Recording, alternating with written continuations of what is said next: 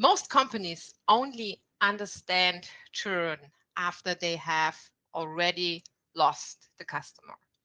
And by then, the revenue is already gone. If you look at how decisions are made in most organizations, it's very backward looking.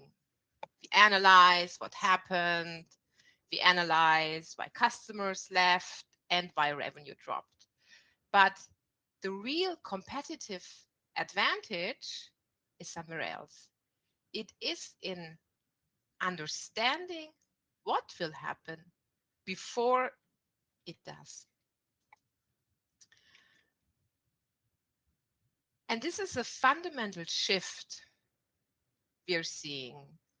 Most companies are operating in a very reactive mode, or they have been operating in a very reactive mode up until now.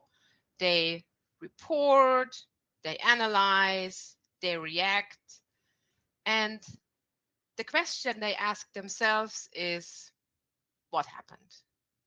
But leading companies are moving to a predictive module. They forecast, they simulate, and then they decide. And now the question really becomes, what will happen and what should we do about it? And that's a completely different way of making decisions. And if we look at subscription businesses, this becomes especially critical because here revenue doesn't happen at one point in time.